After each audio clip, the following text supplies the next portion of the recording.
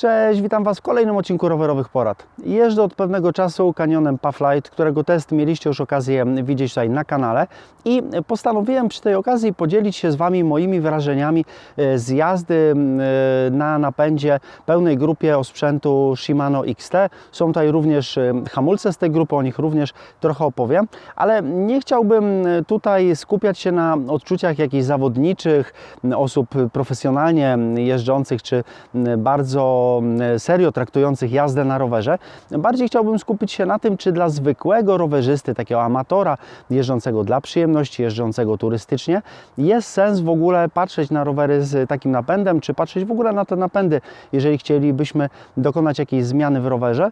I będę porównywał, odnosił się do grupy Deore. Ja tej pośredniej grupy SLX za bardzo nie znam, natomiast z grupą Deore mam już doświadczenie. Kiedyś na jednym z moich poprzednich rowerów miałem taką właśnie grupę. Teraz moja dziewczyna ma w rowerze poprzednią generację grupy Deore, ale myślę, że tam aż tyle się nie zmieniło w porównaniu z tym, co jest obecnie, także też będę mógł na ten temat kilka słów powiedzieć. No i wspólnie razem z Wami, liczę na Was w komentarzach, zastanowimy się, czy warto w ogóle dokładać do tej wyższej grupy, czy jest to dla takiego przeciętnego rowerzysty sens.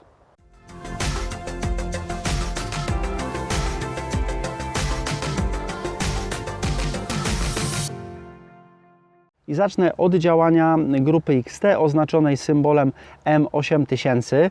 Jeżeli chodzi o zmianę biegów, następuje ona bardzo szybko, powiedziałbym błyskawicznie. Tutaj w manetkach mamy technologię Instant i Release, którą już Shimano stosuje od wielu lat w swoich topowych manetkach, czyli w momencie już naciśnięcia manetki bieg zostaje zmieniony. Nie musimy czekać, aż wróci ona do swojej poprzedniej pozycji, tej wyjściowej, żeby bieg został zmieniony. Tego w Deore nadal nie ma. Myślę, że raczej jest to taka rzecz, której Shimano nieprędko zrzuci do niższych grup. Także jeżeli chodzi o samą pracę manetek XT, one bardzo twardo pracują. Tutaj nie ma takiego luzu, takiego skoku jak w manetkach Deore. Tutaj po prostu trzeba ciut więcej siły włożyć w zmianę biegu. Wynika to też m.in. z tego, że jest bardzo mocne sprzęgło w tylnej przerzutce, o czym za chwilkę powiem. Tutaj są też takie detale, czyli wyżłobienia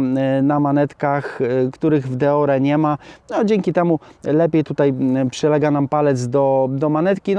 Wynika to też z tego, że musi czymś się ta topowa grupa, przepraszam, prawie topowa, bo jest jeszcze XTR, ale ta prawie topowa najwyższa grupa musi się czymś wyróżniać. Jeżeli chodzi o przednią przerzutkę, tutaj też nie mam żadnych zarzutów, zmienia się bardzo fajnie. Tutaj też wszystko pracuje bardzo twardo, z dużo siły. Tutaj trzeba włożyć ciut więcej siły w zmianę biegu, ale to też sprawia, że mamy pewność, że w momencie naciśnięcia ten bieg zostanie zmieniony. Nie będzie ani chwili zawahania, nie będzie takiej sytuacji, że będziemy się zastanawiali, czy ten bieg wszedł, czy nie.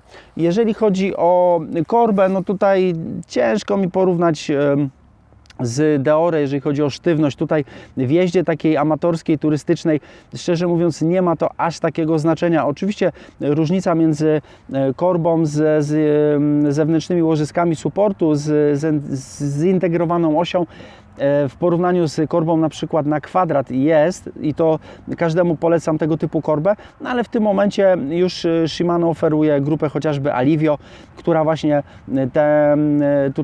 tę budowę ma i do takiej amatorskiej jazdy nie ma to aż takiego znaczenia. Tutaj oczywiście ta korba XT będzie sztywniejsza, będzie też sporo lżejsza niż te niższe grupy. Natomiast z tyłu mamy 11 biegów, w przypadku Deore jest to nadal jeszcze biegów 10, ale co ciekawe, tutaj mam kasetę 1142, jeżeli chodzi o XT jest jeszcze kaseta 1140, jest też 1146, ale przeznaczona do współpracy tylko z jedną tarczą z przodu. Natomiast jeżeli chodzi o Deore, to bardzo miłe jest to, że oni również mają Shimano ma w ofercie kasetę 1142 10-rzędową. Oczywiście będziemy musieli liczyć się z tym, że będzie trochę mniejsza płynność zmiany, z racji tego braku brakującego jednego biegu te odstępy między przełożeniami będą większe, no ale mamy też do dyspozycji właśnie taką kasetę. Jeżeli chodzi o przerzutkę, to w tym momencie, może pokażę Wam najpierw przy wyłączonym sprzęgle, ona chodzi naprawdę już ciężko, tutaj jest.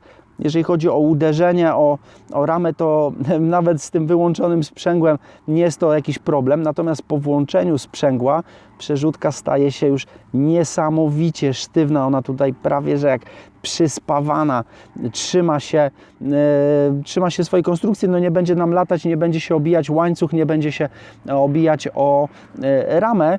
Natomiast z tego też częściowo, wydaje mi się, wynika ta twardość zmiany przełożeń. No jest to jak dla mnie plus z tego względu, że właśnie zwłaszcza podczas wyścigów, w dynamicznych sytuacjach czuć po prostu, że bieg na pewno został zmieniony. W przypadku przerzutki Deore też mamy dostępne sprzęgło. Nie jest ono tak mocne jak w XT. Powiedziałbym, że przy włączonym sprzęgle to ona jest, no nie, dobra, trochę twardsza niż tutaj, ale na pewno nie jest aż tak sztywna jak XT, ale znowu przy amatorskiej jeździe, przy jeździe rekreacyjnej, jeżeli chcecie sobie nawet po lesie pojeździć, to i tak sprzęgło i szybkość zmiany biegów w Deore są w zupełności wystarczające. Kolejny element, hamulce. W Deore mamy klamki wyprofilowane bardzo fajnie na 2 palce. W Deore, jeżeli mnie pamięć nie myli, tam są klamki na 3 palce. Jeżeli chodzi o tłoczki, zaciski, tutaj no, na pewno jest trochę bardziej zaawansowany ten zacisk. Ja już nie wnikałem w różnicę w budowie między X-Tekiem a Deore. Jeżeli chodzi o tarcze, no to tutaj te są z technologią ICE Technology, czyli mamy z kilku warstw składa się właśnie taka tarcza, co ma lepiej odprowadzać ciepło. Tutaj pająk jest plastikowy, a nie metalowy. Także no, jest ta konstrukcja na pewno bardziej dopracowana niż Deore. Natomiast jeżeli chodzi o same hamulce, ja akurat nie miałem okazji jeździć na Deorkach. Z relacji użytkowników wynika, że już Deore spełnia swoje zadanie i spokojnie na pewno do takiej turystycznej jazdy, do takiej jazdy właśnie gdzieś dla przyjemności, tam już Deore sprawdza się, jest to grupa też naprawdę dobrze dopracowana i nie ma problemu już z tymi hamulcami. No i teraz bardzo istotna kwestia, czyli cena i waga. Jeżeli chodzi o cenę grupy Shimano XT, tam cały komplet, czyli korba, przerzutki, kaseta, łańcuch, manetki i również klamki hamulcowe razem z zaciskami bez tarcz, jest to wydatek rzędu 2600 zł. Jeżeli chodzi o Deore, taki sam komplet kosztuje 1300 zł, czyli dokładnie połowę tego co XT.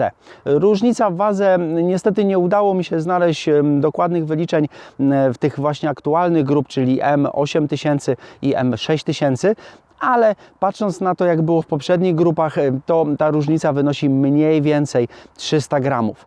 No i teraz pytanie, czy jest to tego warte, czy warto dokładać 1300 zł, aby oszczędzić 300 gramów, aby dostać trochę lepszą pracę, taką sztywniejszą, pewniejszą, szybszą zmianę biegów i jeszcze jeden bieg dodatkowy, jedno przełożenie dodatkowe z tyłu na kasecie. Według mnie dla osób, które się ścigają, które bardziej poważnie podchodzą gdzieś do rywalizacji, wydaje mi się, że jest to warte zastanowienia, aby właśnie dołożyć do tego XT, gdzie jeżeli liczycie każde sekundy, ułamki sekundy chcecie urwać gdzieś na trasie, to wydaje mi się, że to będzie dobre rozwiązanie, ale dla osób, które jeżdżą turystycznie, jeżdżą tak po prostu sobie pojeździć, według mnie nie do końca i nawet jeżeli jesteście ambitnymi turystami i ambitnie podchodzicie po prostu do jazdy dla przyjemności, tak jak chociażby jak ja, to wydaje mi się, że dużo lepszą inwestycją będzie, jeżeli jeździcie z amortyzatorem, no to inwestycja w powietrzny amortyzator, jeżeli macie na zwykłej stalowej sprężynie, czy ewentualnie inwestycja w koła. Jeżeli macie jakieś słabe, nie za drogie koła, to moim zdaniem taka inwestycja dużo, może nie będzie tak ładnie wyglądać, nie będzie się można pochwalić fajnie wyglądającą grupą XT, chociaż to Deore też już fajnie wygląda i ta stylistyka coraz bardziej przypomina właśnie te wyższe grupy. Natomiast same odczucia z jazdy, przyjemność i lekkość jazdy dadzą właśnie Wam koła, natomiast większe bezpieczeństwo i również przyjemność z jazdy da dobry, fajny powietrzny amortyzator. Napęd Deore działa już na tyle dobrze, że nie jest to wcale jakaś dużo gorsza grupa, a na pewno nie na tyle gorsza, żeby warto było dopłacać do takiego zwykłego jeżdżenia 2 razy tyle, 1300 zł do XT.